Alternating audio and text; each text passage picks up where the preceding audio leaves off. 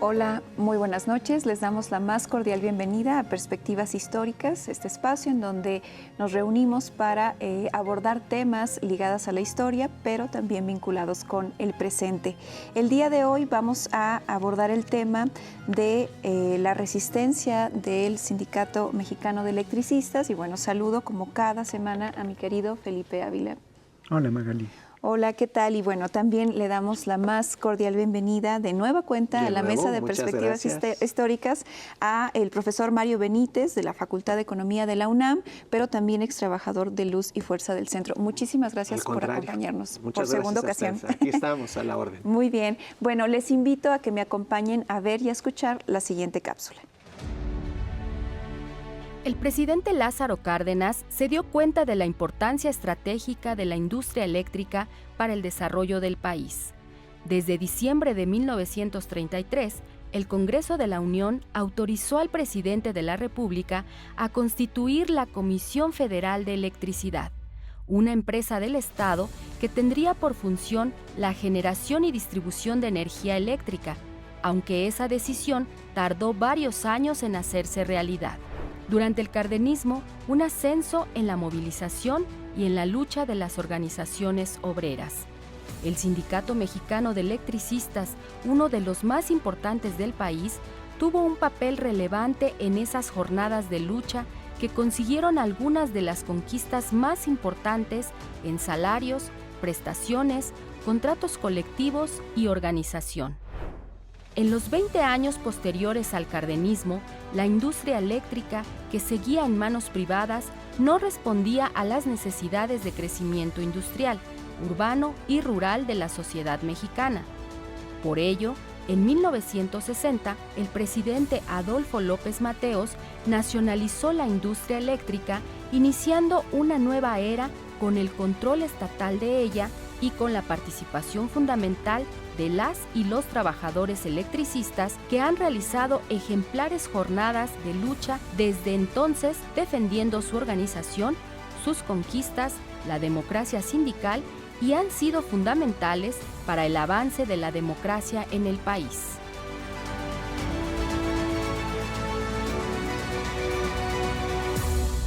Bien, regresamos para iniciar esta segunda conversación con el profesor Mario Benítez acerca, ya hablamos en un primer programa de la historia del sindicalismo electricista, sus orígenes, vamos a decir, sus primeras huelgas, sus primeros triunfos, y me gustaría... Y bueno, en el programa anterior hablamos de la década de los 60, el proceso de nacionalización de la industria eléctrica, un proceso muy particular que nos explicaste, pero me gustaría ahora que nos fuéramos a la década de los 70 y nos hablaras del papel que tuvieron los electricistas en la insurgencia sindical tan particular de la década de los 70, encabezada por esta tendencia democrática del SUTERM, cómo enfrentaron estos primeros indicios, ¿no?, de las políticas neoliberales de gobiernos como de Miguel de la Madrid en adelante. Y platícanos de esta huelga de la etapa neoliberal de 1987 por romper este tope salarial que se buscaba imponer, y qué pasa en ese contexto. Bueno, es un periodo de insurgencia sindical el que encabeza la tendencia democrática.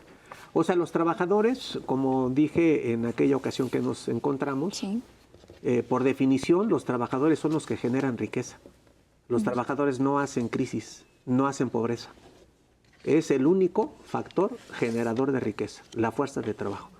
Y para poder generar esa riqueza se requieren condiciones adecuadas, justamente en el desempeño de su labor, del uso de su fuerza de trabajo. Y eso quiere decir, desde nuestra perspectiva, incluso desde el ámbito económico, el trabajador genera producción y necesita condiciones adecuadas. El sindicato, que hace posible que mejore su condición de trabajo, va a mejorar también la economía, va a mejorar el desarrollo. Este país necesita sindicalismo. Este país necesita de organizaciones obreras fuertes, vigorosas, democráticas, que conquisten, porque no es un beneficio en lo gremial, sino nacional. Y entonces dije, no se puede electrificar el país con esclavos. No se puede, necesitas derechos, horarios, salarios justos, condiciones de trabajo dignas, y electrificas el país. Y así ocurre en la actualidad. Entonces, cuando aparece la tendencia democrática, están defendiendo su sindicato, están defendiendo sus condiciones de existencia, de labor, de salario, de democracia, sus espacios de lucha, y intentan pues disolverlos.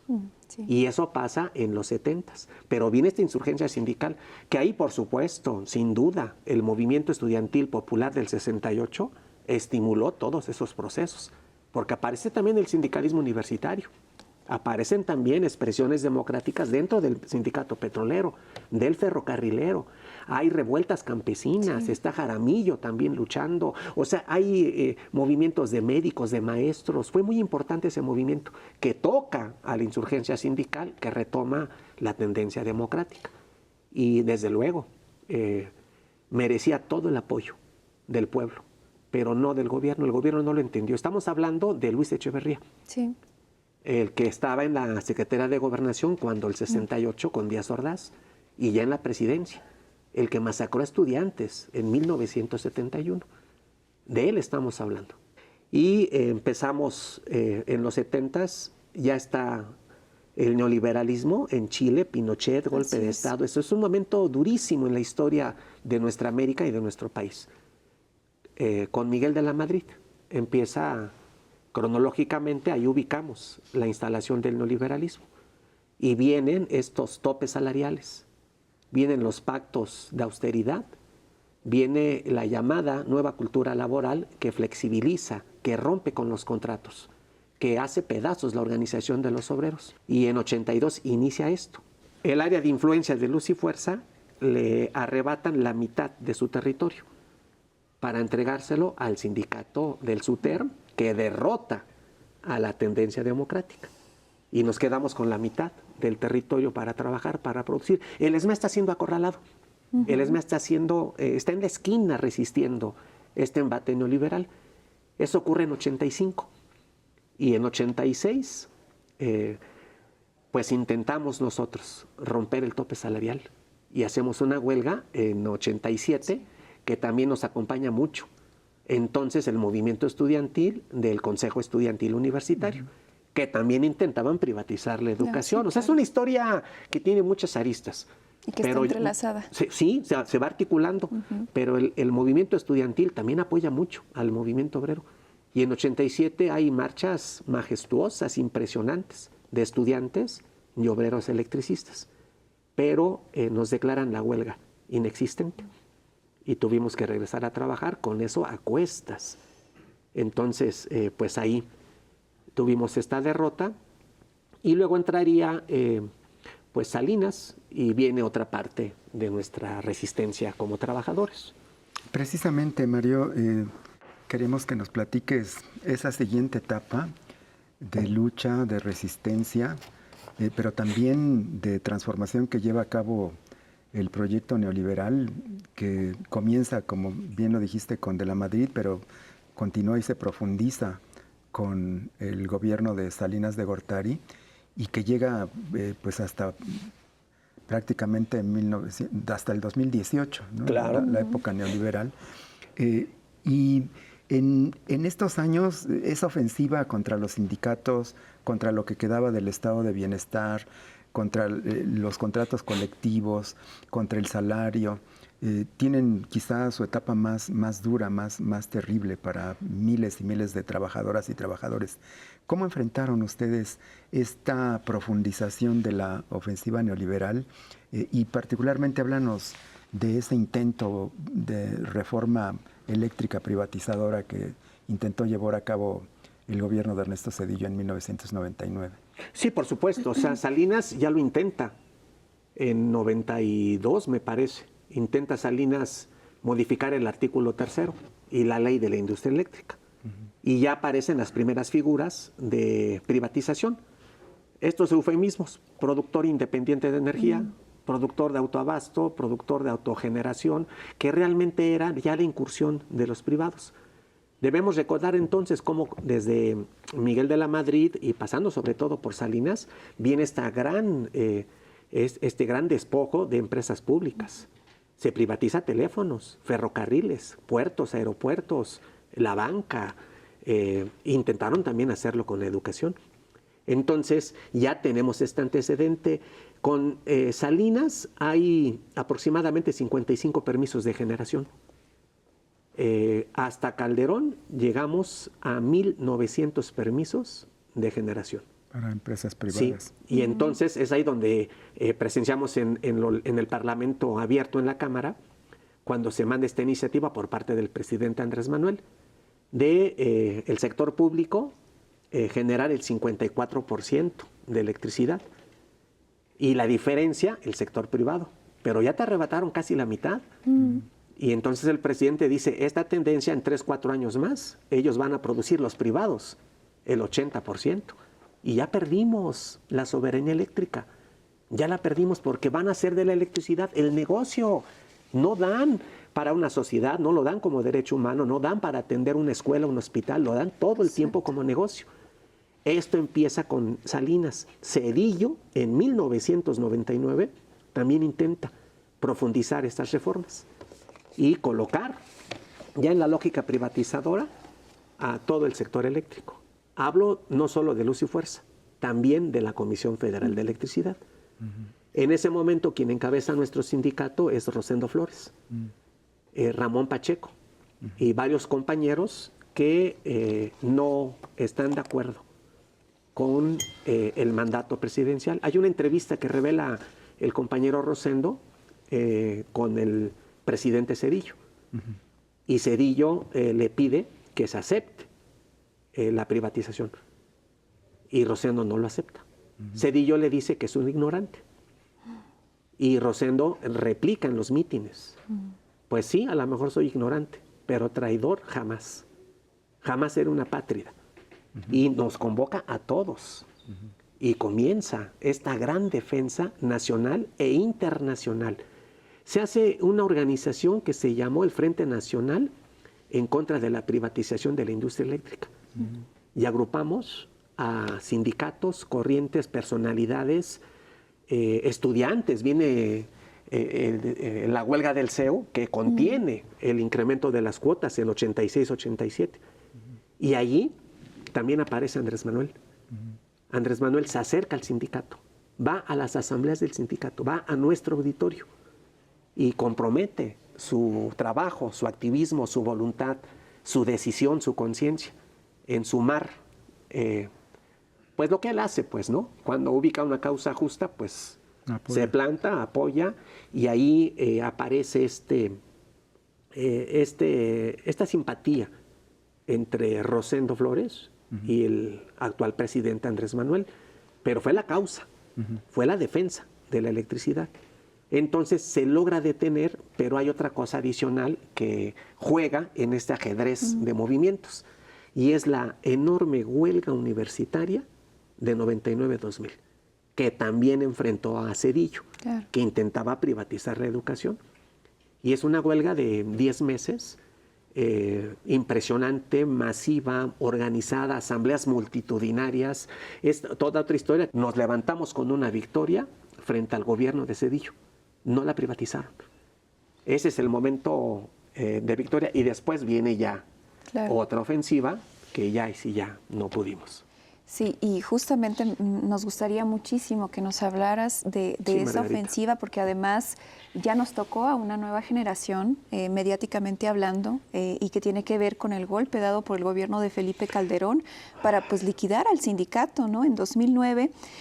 Platícanos un poco de tu experiencia al respecto. De seguro fue un golpe durísimo. Sí. Y por otro lado, tú como ex trabajador de Luz y Fuerza, como miembro de este sindicato, digamos, ¿tú cómo ves de ese tiempo hacia acá la industria eléctrica en nuestro país? Hecha pedazos.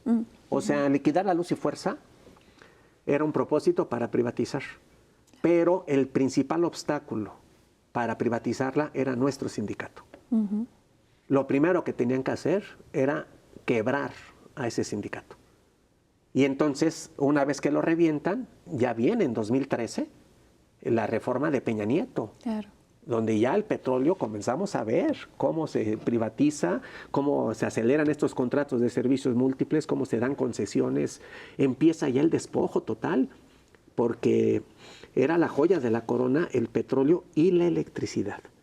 Entonces Felipe Calderón, esto también es histórico, porque no ganó, usurpó la presidencia. Y entonces requería de instalar con mano de hierro, con mano dura, y obedecer con esa señal a toda la clase capitalista que ha despojado a este pueblo de todo lo que en esta historia fuimos conquistando. Nuestra riqueza es pública, no es privada. La educación, la salud, la electricidad, el agua, los bosques, las tierras, esa riqueza es pública. No tenemos riqueza privada. Los obreros no tenemos riqueza privada. Nuestra riqueza es pública. Y esa riqueza pública la conquistamos nosotros. Esa es la intervención del Estado. Y eso lo fuimos perdiendo. Cuando se pierde luz y fuerza, yo creo que perdimos más que luz y fuerza. Inicia lo último que teníamos como nación, que nos hereda el presidente Cárdenas, el general Lázaro. Ahí empieza esta tragedia. Platícanos un poquito más de esa resistencia que han desarrollado durante este tiempo. Sí, María. sí, durísima. Durísima porque con mucho dolor muchos compañeros tuvieron que liquidarse. Con esta historia detrás, Dense cuenta de generaciones que... yo soy tercera generación. Mi padre es Ignacio Benítez. Y mi abuelo trabajó para la Mexican. Él es Salomé Benítez. Mi padre luchó por la nacionalización. Y yo soy Mario Benítez. Y yo heredo todo esto. Pero no soy único. O sea, todo el ESME tiene esta historia.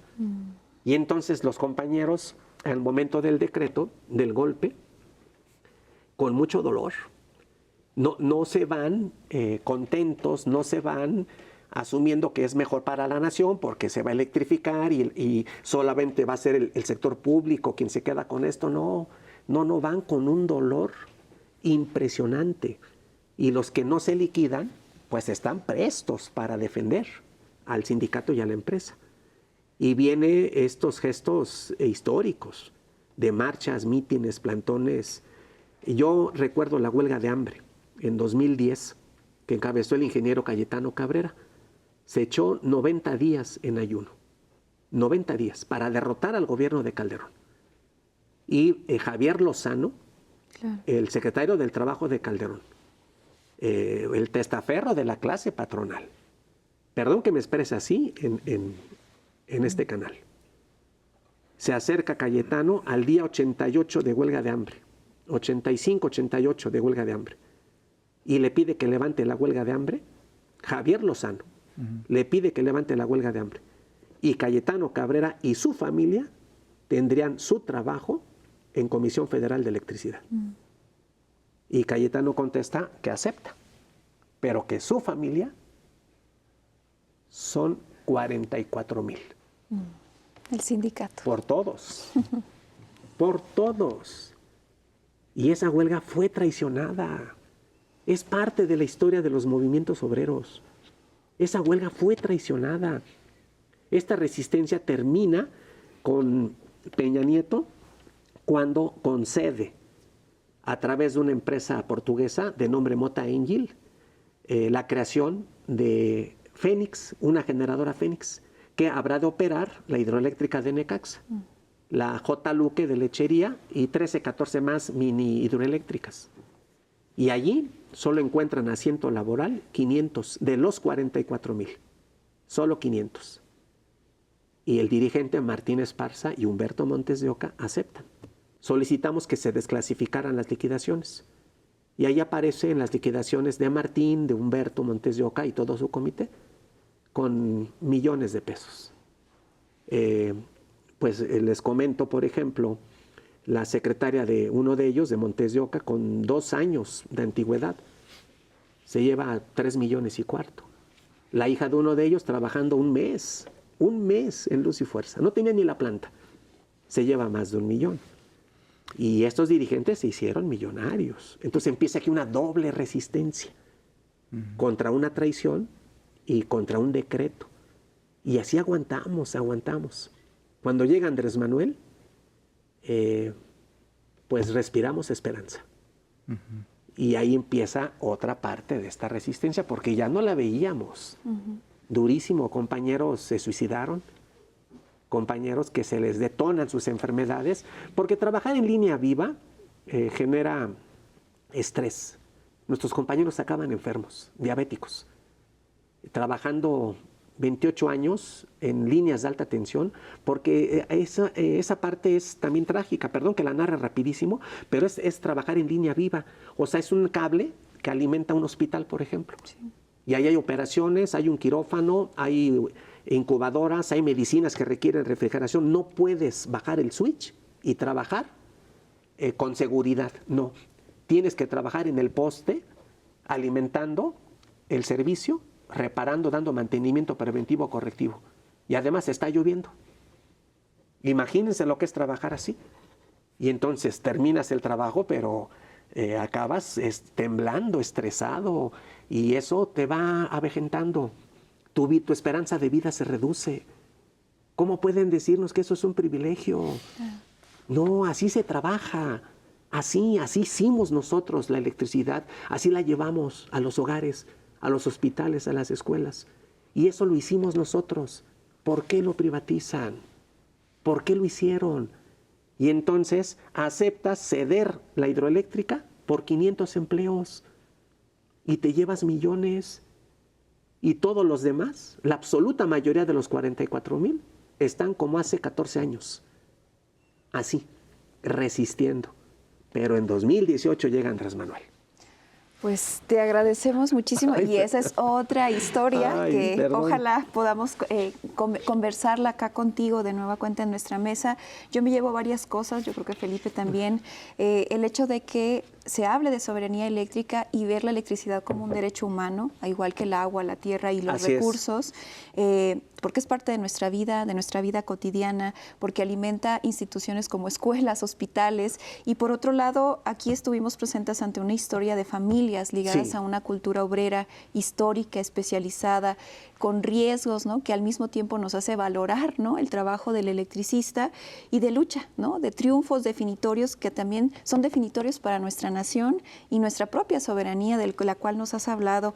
Pues te agradecemos muchísimo, Mario, nos vamos con muchas sensaciones. Yo creo que invitar al público que se acerque a la historia del ESME, de esta lucha, de esta resistencia constante, presente, y bueno, agradecerte de nueva cuenta tu compañía. Bueno, a ustedes también les agradecemos que nos hayan acompañado el día de hoy y los esperamos en una siguiente emisión de Perspectivas Históricas. Hasta pronto.